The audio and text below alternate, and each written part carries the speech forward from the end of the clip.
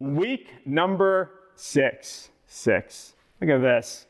Jesus is the way, truth, and the life. The I am statements, and God is I am who I am. As we look at this, John 14:6, I love it because this verse alone is Jesus saying, I am the way. And then he's saying, I'm the truth and the life.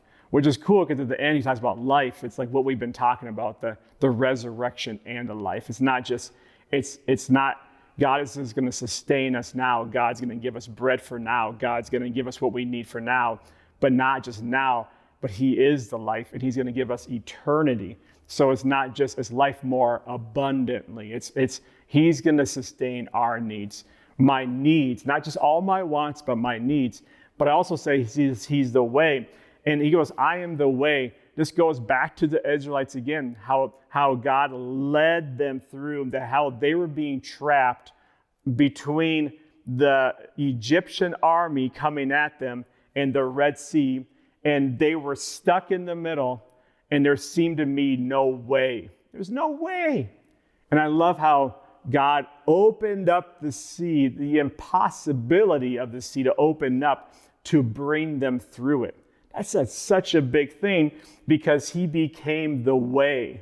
He became the way that when there seems to be no way, Jesus says, I am the way. When there seems to be no way of crossing, there's a path of bondage. There's a path of spiritual death or addiction, and Jesus is declaring, listen, I'm the way, the truth, and the life. And think about that, the truth.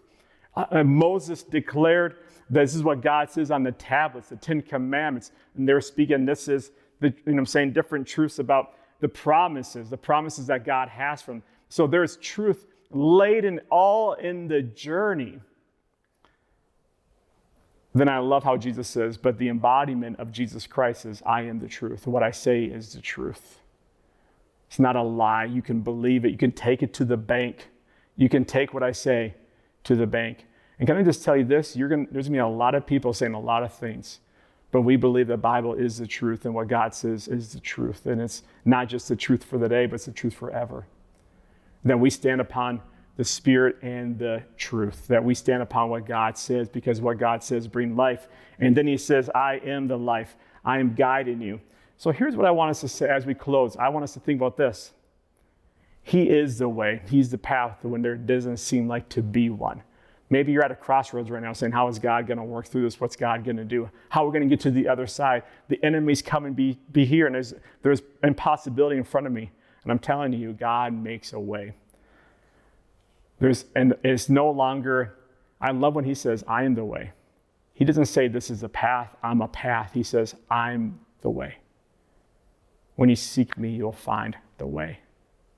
Then he says, I'm the truth, all truth is found in him. That the law is fulfilled in him. All truth is found in him. And then by this, we said he is life. The fulfillment, the eternal, the sustaining power today. Life is found only in relationship with him. For he is the way, the truth, and the life. Such a picture of that. Christianity is not just a path to follow, but Christianity is a person to trust. And that's what it is. So if you can, as a group, answer these questions and pray as a group and just kind of share together, that would be awesome.